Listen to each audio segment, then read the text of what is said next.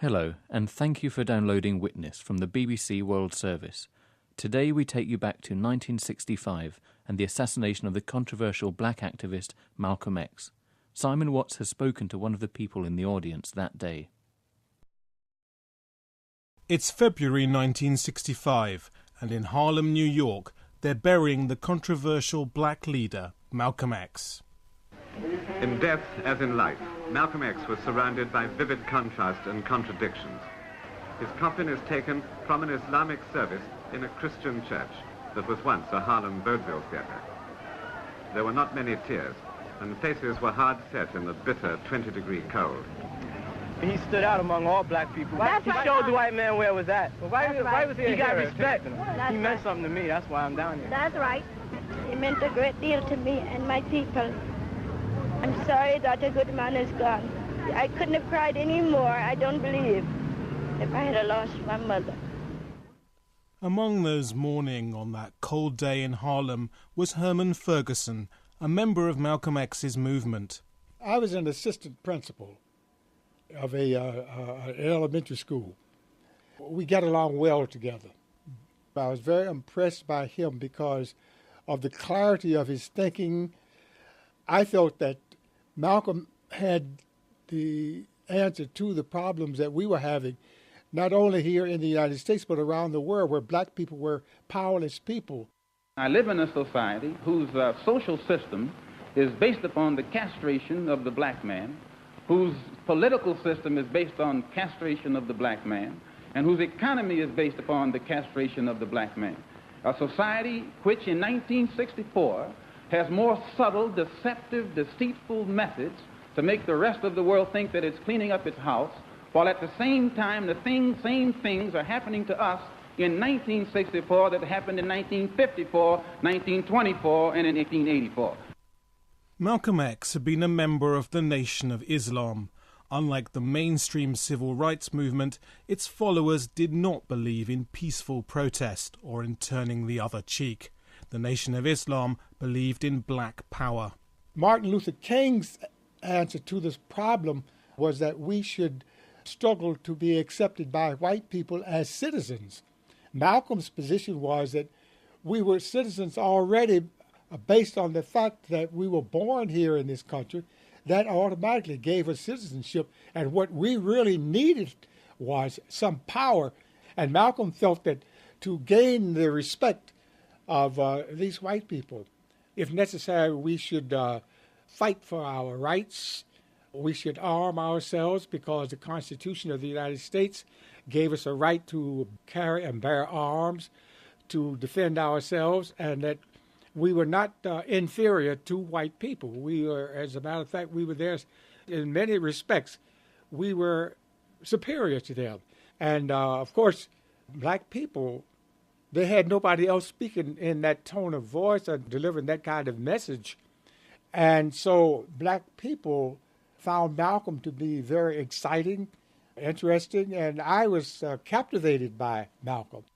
Malcolm X attracted many followers, but also made many enemies. He split bitterly from the Nation of Islam in 1964 and formed his own movement. Malcolm X became concerned about plots against his life, fearing government agents as much as a reprisal from members of the Nation of Islam. But despite apparent threats from many directions, he continued his electrifying public appearances. There was two kinds of slaves. There was the house Negro and the field Negro. The house Negro, if the master's house caught on fire, the house Negro would fight harder to put the blaze out than the master would. On that same plantation, there was the field Negro. The field Negro was beaten from morning till night, and he hated his master. I say he hated his master. He was intelligent. When the house caught on fire, he didn't try and put it out. That field Negro prayed for a wind, for a breeze. You got field Negroes in America today. I'm a field Negro. On February the 21st, 1965, Malcolm X was due to appear at the Audubon Ballroom in New York. Herman Ferguson was in the audience. The brother who was introducing him that day, Brother Benjamin, he came out He said, and now I want to introduce to you, brothers and sisters, a man who loves black people. He would give up his life for you if necessary. And Malcolm understood that was the cue for him to come on stage and take over the speaking. And Malcolm then walked over to the podium and leaned forward and said, Salam alaikum, brothers and sisters. And as Malcolm said, alaikum salam, a commotion broke out in the audience.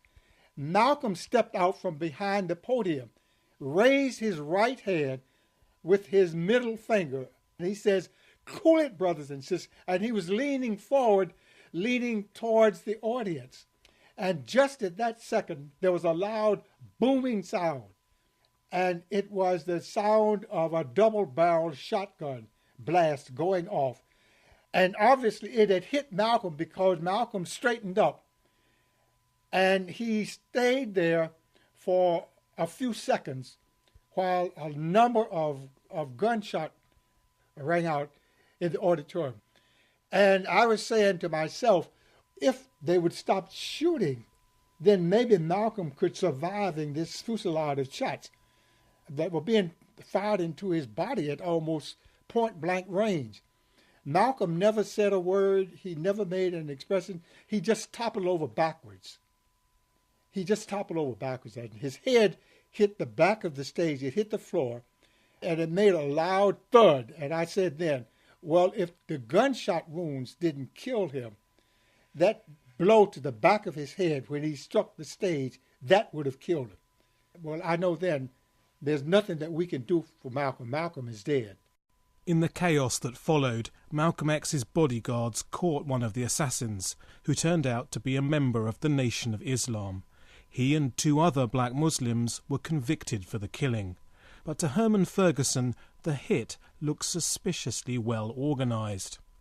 Malcolm was such a threat to the United States government and the hypocrisy of the United States government. I always felt that Malcolm was going to be killed. So I was not surprised when he was assassinated in that manner. I felt that he would be killed in front of his people. And the way that it was carried out, the bullet wounds being poured into his body long after he was dead, it was to impress us. If you're going to be revolutionaries, you're going to be a dead revolutionary. This is what the United States government does to you. We're going to do this to your leader so that you understand this can happen to you. After the assassination, Herman Ferguson continued to be politically active. He went into exile to avoid charges of conspiracy to murder, which he says were trumped up by undercover government agents. Eventually, he returned to America to serve 7 years in jail.